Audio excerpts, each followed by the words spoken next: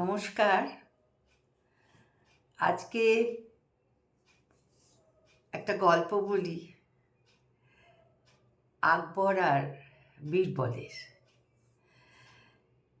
সেটা হলো, রাজা রাজনীতিদের তো নানা রকম খেয়াল থাকে আর তাদেরকে সবাই ভয়ও পায়।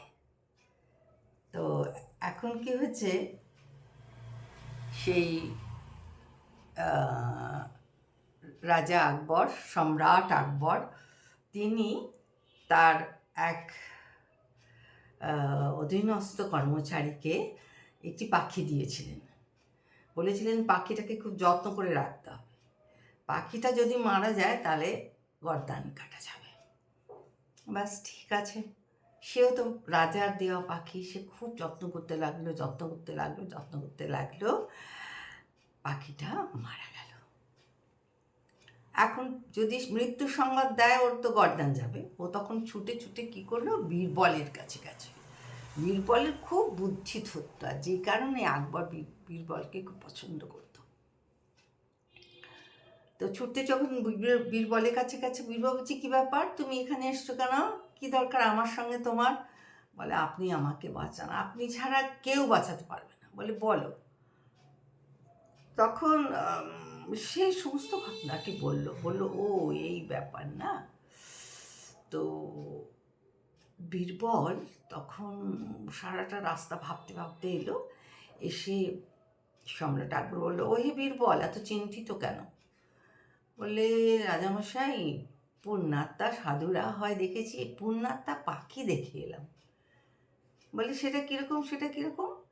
বলে, পাখিটা ওপরের দিকে মুখ তুলে চোখ বন্ধ করে রয়েছে, যেন ধ্যান করছে।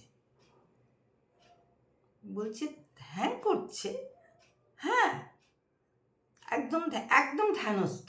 বলে, ঠিক আছে, আমার এদিকের সবার কাজটা শেষ হলে আমি কিন্তু দেখতে যাবো। বলে, হ্যাঁ, চলুন। বীরবল রাজা বাদশাকে নিয়ে গেছে। বাদশা দেখিয়ে বললো, পাখি তো মরে গেছে, চলো। এবার বীরবলকে তো আকবর ধরেছেন। বলছে, হ্যাঁ। বলছে, তুমি জানতে না পাখিটা মারা গেছে? বলে, জানতাম, কিন্তু কে কার গর্দানটা দিতে চায় বলুন, সেই জন্যই আপনাকে আমি ওইভাবে বললাম। তখন সম্রাট আকবর, বলে, তোমার এই বুদ্ধি জন্যই তোমাকে আমি এত পছন্দ করি। হ্যাঁ, তো সেই জন্য তখন বললেন যে, দেখো, তুমি শুধু একজনের মুন্ডু বাঁচাওনি, আরেকজনেরও মুন্ডু বাঁচিয়েছি। আরেকজন বলতে সেই কর্মচারীর কথা বলছে। যাই হোক, এইভাবে সেই কর্মচারী তার মুন্ডু রোধ করা থেকে বাঁচলো। কেমন লাগলো গল্পটা? বেশ ইন্টারেস্টিং না?